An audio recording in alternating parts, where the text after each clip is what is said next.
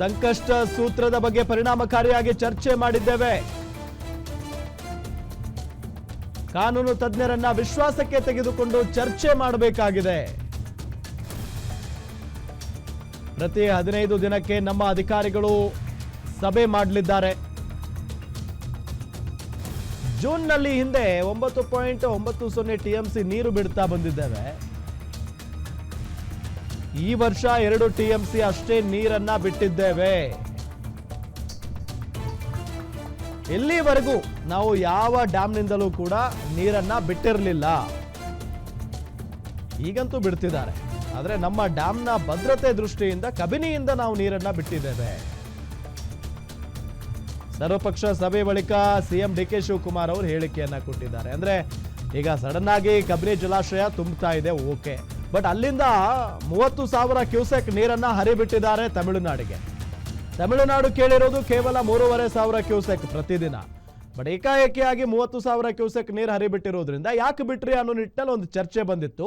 ಅದಕ್ಕೆ ಉತ್ತರ ಕೊಟ್ಟಿದ್ದಾರೆ ಮುಖ್ಯಮಂತ್ರಿಗಳು. ಕಾಲ ಅಂತ ಹೇಳಿ ಆದೇಶ ಕೊಟ್ಟಿತ್ತು. ಇದು ಬಹಳ ಸಂಕಟದ ಪರಿಸ್ಥಿತಿಯಲ್ಲಿ ತೀರ್ಮಾನವನ್ನ 9 ಟಿಎಂಸಿ ಬಿಜೆಪಿ ನಮ್ಮ ತಮಿಳುನಾಡು ಸರ್ಕಾರ ಅವರು ವಾದವನ್ನ ಕೂಡ ತುಂಬಿರಲಿಲ್ಲ, ಮಳೆ ಇರಲಿಲ್ಲ.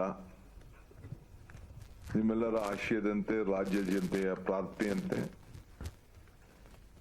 ಇವತ್ತು ಸ್ವಲ್ಪ ನಮಗೆ ಮಳೆ ಬಂದು ಸ್ವಲ್ಪ ಸುಧಾರಣೆ ಆಗಿದೆ.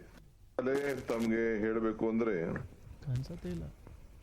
ಈಗ ಬೆಳಗ್ಗೆ ಈ ಮಧ್ಯಾಹ್ನ ಬಂದಿರುವಂತ ನನಗೆ ಮಾಹಿತಿ ಪ್ರಕಾರ ಕಬಿನಿಲಿ 24,000 ಟಿಎಂಸಿ ನೀರು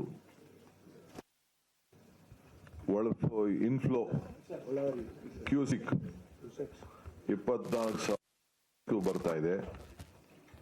ಕೆಆರ್ಎಸ್ ಅಲ್ಲಿ 22,000 ನೀರು ಬರ್ತಾ ಇದೆ. ಸ್ವಲ್ಪ ಕೊಡಗಿನಲ್ಲಿ ಮಳೆ ನಿನ್ನೆಕಿನ ಈಗ ಮಧ್ಯಾಹ್ನ ಬೆಳಗ್ಗೆಯಿಂದ ಸ್ವಲ್ಪ ಕಡಿಮೆ ಆಗಿದೆ. ಕ್ಯೂಸಿಕ್ ಹರಿವು ಬರ್ತಾ ಇದೆ. ಆರಂಗಿಲಿ 10,430 ಕ್ಯೂಸಿಕ್ ನೀರು ಅಲ್ಲಿ ಬರ್ತಾ ಇದೆ. ಒಟ್ಟು 60,178 ಕ್ಯೂಸಿಕ್ ಅಷ್ಟು ಈಗ ಒಳಹರಿವು ಕಾಣ್ತಾ ಇದೆ. ಕುಡಿಯೋ ನೀರಿಗೆ ನಮಗೆ ಎಷ್ಟೇ ಕಷ್ಟ ಬಂದರೂ ಕೂಡ ನಾವು 40 ಟಿಎಂಸಿಯನ್ನ ಸ್ಟೋರ್ ಮಾಡಬೇಕು. 36 ಟಿಎಂಸಿ ಕಂಪಲ್ಸರಿ ಬೇಕು. ಇನ್ನು 4 ಟಿಎಂಸಿ ಅಷ್ಟು ಏನು ನಮ್ಮ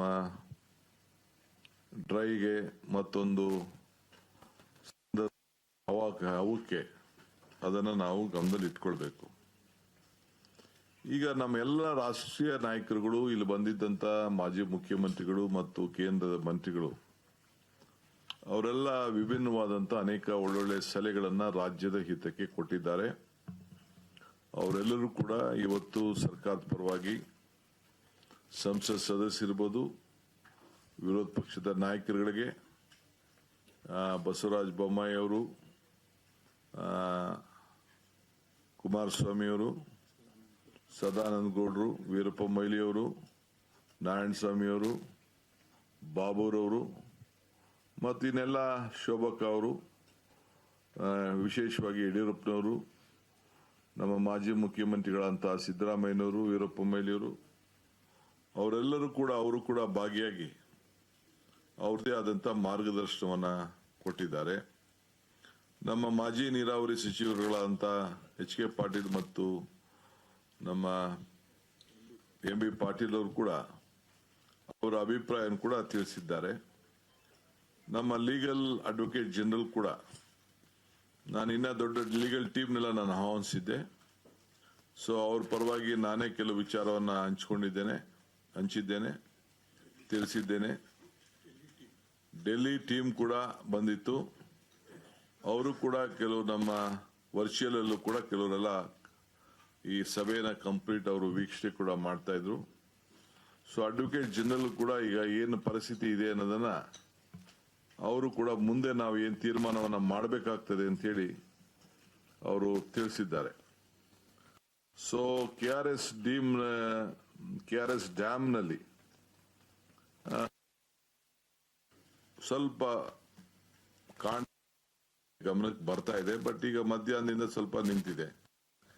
ಹೇಮಾವತಿಯಲ್ಲೂ ಕೂಡ ಆಗಿದೆ. ಕುಡಿಯೋ ನೀರಿಗೋಸ್ಕರ ಕೆರೆಗಳನ್ನು ತುಂಬಲಿಕ್ಕೆ ಈಗಾಗಲೇ ಕುಡಿಯೋ ನೀರಿಗೆ ಮಾತ್ರ ಈಗಾಗಲೇ ನಾವು ಅವ್ರಿಗೆ ಸ್ವಲ್ಪ ನೀರನ್ನ ನಮ್ಮ ಚಾನೆಲ್ಗಳ ಡ್ಯಾಮ್ ಇದನ್ನ ನಮ್ಮ ಕೆರೆ ಕಟ್ಟೆಗಳಿಗೆ ಬಂದಿದ್ದೇವೆ. ಅವರು ಕೂಡ ಬಿಜೆಪಿ ನಮ್ಮ ತಮಿಳುನಾಡು ಸರ್ಕಾರ ಅವರು ಕೂಡ ಕುಡಿಯೋ ನೀರು ಬಗ್ಗೆ ಅವರು ಒತ್ತನ್ನು ಕೊಟ್ಟು ಅವರು ನಮಗೆ ಸಹಾಯ ಮಾಡಬೇಕು ಅಂತ ಹೇಳಿ ಕುಡಿಯೋ ನೀರಿಗೆ ಹೇಳಿದ್ದಾರೆ. ಆದ್ರೆ ಅಲ್ಲೂ ಕೂಡ ಸ್ವಲ್ಪ ಬಹಳ ಬೋರ್ವೆಲ್ಗಳ ನೀರಿನಲ್ಲಿ ವ್ಯವಸಾಯಕ್ಕೆ ಕೂಡ